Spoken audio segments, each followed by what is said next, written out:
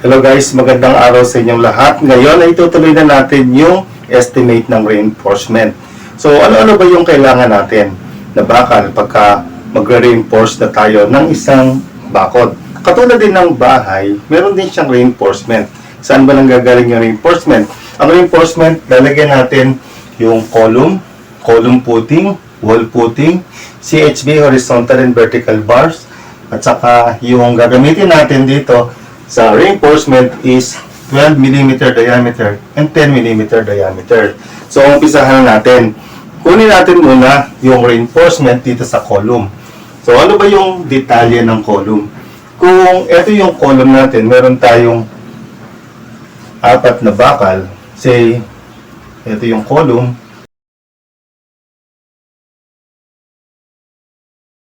Meron tayong 4 na 12 mm diameter at yung haba ng column ay mula dun sa ibabaw ng footing.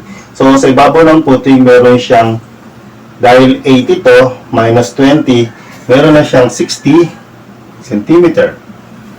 Tapos, yung umangat sa ground is 160 cm or 1.6 meter. 1.6 meter.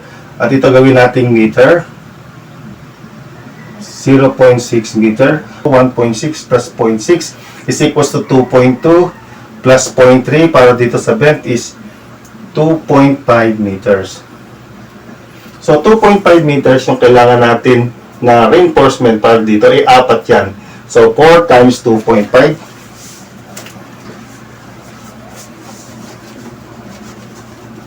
So, kunin na natin yung number of pieces. 2.5 meters yung haba times 4 dahil 4 yung kailangan natin. 1, 2, 3, 4 times 4 that is equals to 10 meters. So 10 meter yung bawat poste. Ilan poste yan? Is equals to 16 units. So times 16 is equals to 160 meters. Meron tayong commercial length na so 160, kunin natin yung number of pieces, divided by 6 meters commercial length is equals to 26.66 is equals to approximately equals to 27 pieces na 12 mm. So 12 mm ang kakailanganin natin para dito sa main bar ng column. Meron tayong main bar ng column that is equals to 27 pieces. So, meron siyang lateral ties. Yung lateral ties natin, so, kailangan natin, ang haba natin ng poste is 2.2 meters divided by 0.20 meter. So, ito yung spacing na gagamitin natin. So, magdagdag na lang tayo ng factor of safety para dun sa bandang malapit dun sa footing, masinsin ng konti. So, kailangan natin ng 11 pieces. Dahil masinsin sa bandang ibaba, so gawin natin, mag plus 4 tayo, gawin natin 15 pieces. So, sa 15 pieces, dahil 16 units yung, or 16 na post ito, so multiply natin sa 16, 240 pieces of lateral ties. Okay? Since 240 pieces na lateral ties ito, yung bawat isang piraso natin dito, so lagay lang natin dito 240 pieces. At sabihin na natin the 15 cm, 30 cm na ito na yung lateral ties, yan yung paikot. So 30, 15, 45 times 2, 90. Magdagdag tayo ng 10 cm. So, 100 cm or equals to 1 meter. So, 1 meter equals to 240 meters yung total na magagamit. So, di-divide natin to sa 6 meters commercial length. Ilang number of pieces of 10 mm yung gagamitin natin dito. So, gagamit tayo dito ng 40 pieces na 10 mm. So, 10 mm ang gagamitin natin dito para sa lateral ties. So, this one is 40 pieces. Okay. So, okay na tayo sa column. Doon na tayo sa column puting.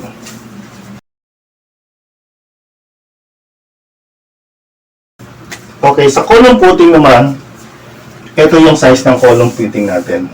Nasa gilid yung poste, 80 by 80. So, kung spacing niyan is positive of minus 200 or 0.2 meter, so sigurado ang papasok dito is 5. So, 5 papunta ron at 5 rin yun. So, both ways. So, kung 5 yan, dahil 80 ito, at meron pa siyang concrete covering, sabihin natin 1 meter bawat side. Both ways, magiging 10 pieces na 1 meter. So, that is equals to 10 meters. So, 10 meters yung bawat column puting. Times 16 is equals to 160 meters. Divided by 6 meters commercial length.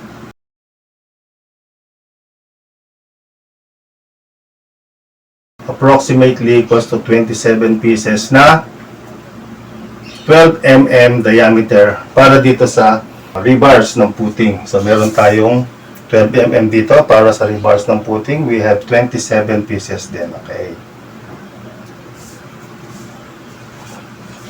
So, tapos na tayo dito sa column puting. Ang susunod natin ay yung wall puting. So, dito sa wall puting, meron tayong paikot na wall puting. Ibig sabihin, yung perimeter nito is 12 times 4. P is equals to 48 meters. Perimeter. Let's say, meron tayong main bar dito na dalawang 12 mm diameter. So, meron tayong dalawa.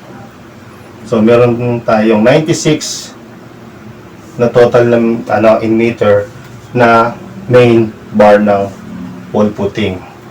12 mm diameter. And then, divide natin to sa 6 meters commercial length. Hindi pala natin divide sa 6 dahil ito meron siyang overlapping. Kaya, imbis na 6 meters, pagkakaroon siya ng lapping, so magiging 5.5 lang ang ating divisor dito. So, ang ibig sabihin, number of pieces is 96 divided by 5.5.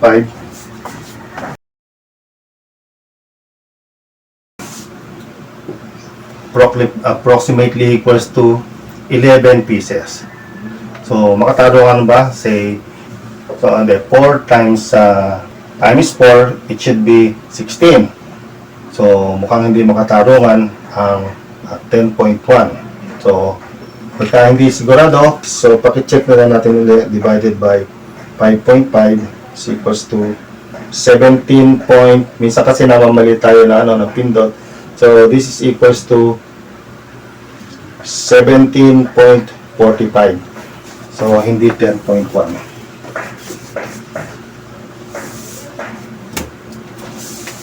It's equals to 17.45, approximately equals to 18 pieces. So, in this case, 12 mm ito. So, dito tayo magdadagdag ng 18 pieces.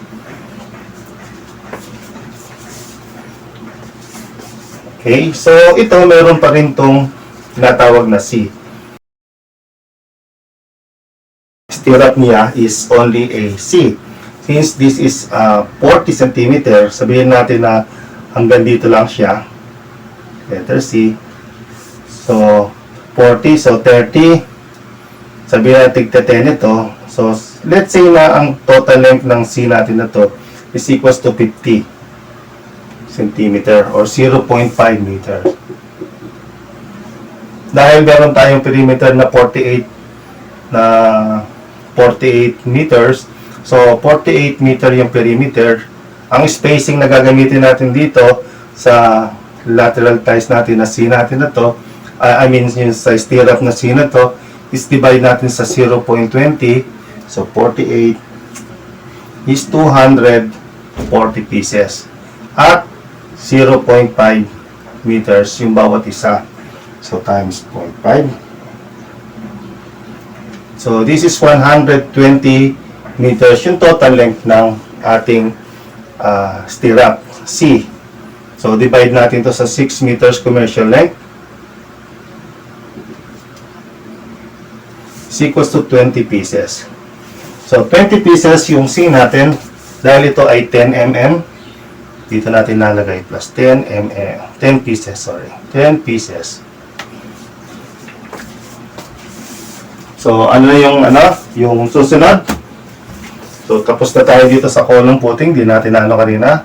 Itong ginawa natin ngayon is wall footing. Dito na tayo sa CHB, horizontal and vertical bars. Ang CHB, horizontal and vertical bars, other than, term na ginagamit natin dyan, is dowels. At saka yung pinaka-horizontal niya. Ang ginagamit natin dyan is 10 mm diameter, vertical o yung tinatawag na dowels, at saka yung horizontal bar. So, unahin muna natin yung horizontal bar. So, yung horizontal bar, naka-space yan every 3 layers. So, every 3 CHB, 3 CHB. Yung 1 CHB is equals to 40 cm times 3, so 120. So, yung spacing niya is 120. Meron tayong perimeter na 48 meters divided by spacing 1.20. Ilang number of pieces of dowels yan? 48 is equals to 40 pieces. So, gaano kahaba yung dowels natin? Nag-umpisa tayo dito sa ibaba hanggang doon sa ibabaw. So, based on this, ang height niya is, let's say, 40 cm mula rito. So, 40 mula rito sa footing hanggang doon sa ground is 40. And then hanggang sa 1.6 plus 1.6 na poste is equals to 2 meters. 0.4 meter yan. 2 meter plus yung bend niya, sabihin natin na nag-bend siya ng 8 inches or 0.2, that is 2.2 meter. So, estimate lang naman yan. So, let's say 2.2.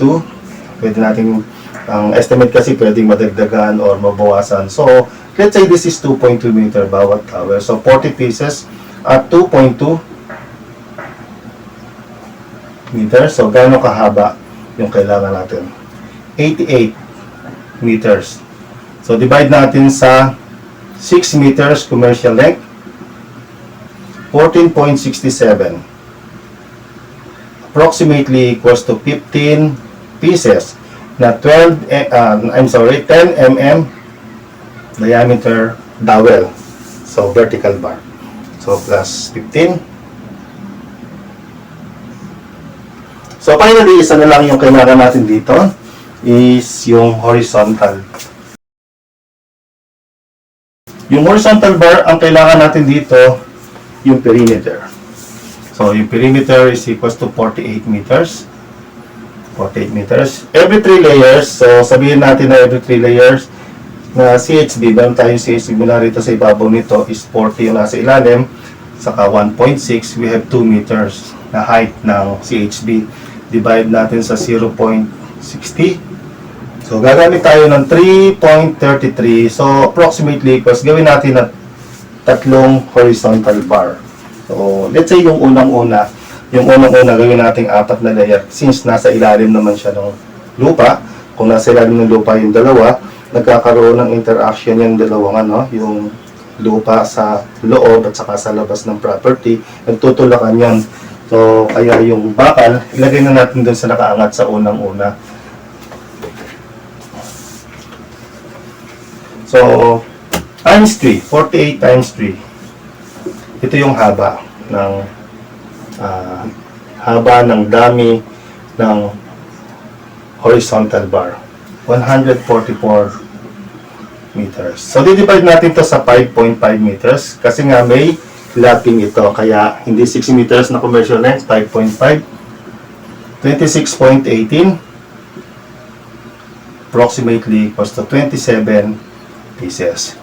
So, this one is 10 mm naman ito plus 27 pieces. Okay, so kompleto na yung ating reinforcement. Okay, total natin kung ilang pieces yung 12 mm at saka 10 mm. So, equals to 72 pieces. How about yung 10 mm? 40 for 10 is 50. Plus 15 is 65. 65 plus 27 is equals to 92 pieces. Okay. So, 72 and 92 pieces yung 12 mm. So, 12 mm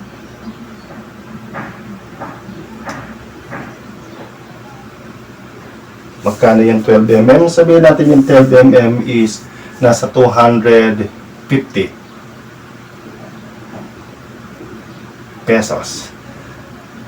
At saka yung 10 mm, sabihin natin na ito ay 170 pesos. So, magkano yung total niya? Ilang piraso? Ito ay 72. Ito ay 92. So, 72 times 250, 18,000. Then, 92, yung isa naman, 15,640. And then, add natin. 33,640 yung ating reinforcement materials. Wala pa yung alambre. Yung alambre, ilagay na lang natin sa huli. So, dagdag na lang natin yung alambre. So, total materials. Number 5. Reinforcement.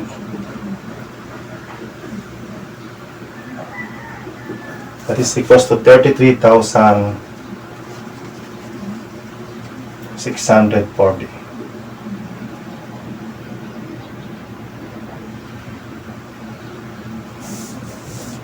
Katulad na sinabi ko, lagay natin yung miscellaneous. Kasama na dito yung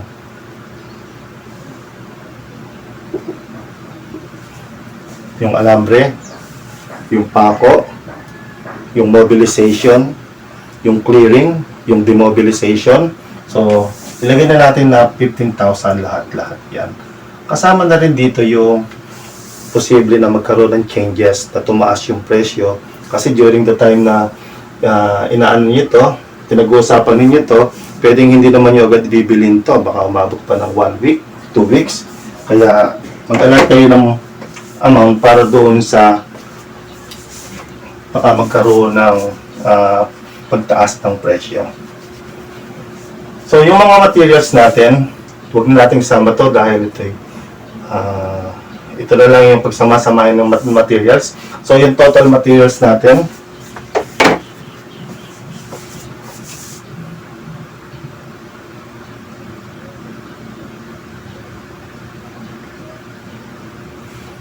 is ito, 41 total natin.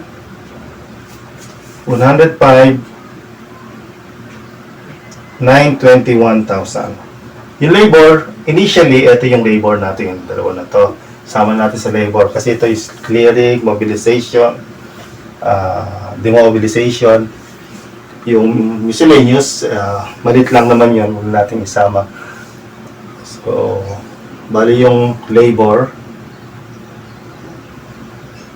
yung total labor, ito, pagsamahin na natin yung dalawa, 855 plus 105 multiply by 55%,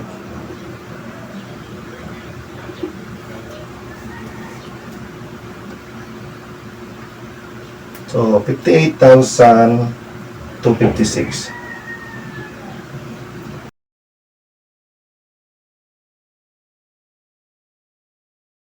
Total ng labor is 58,256 plus 24,855 is 83,111. So, 83,111. Sabihin natin na 30 days niya gagawin at 4 na tao yung gagawa.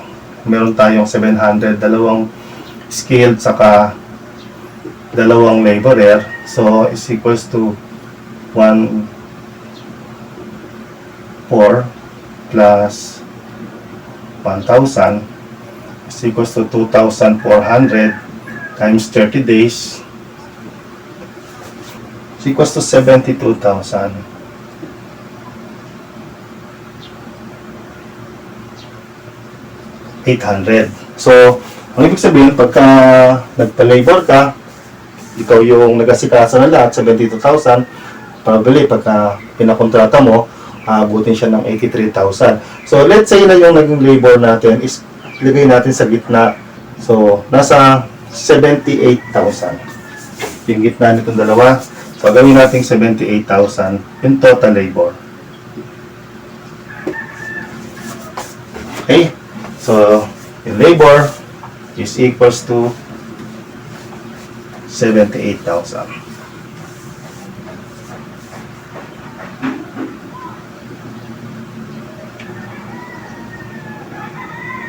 So, magkano yung bakod?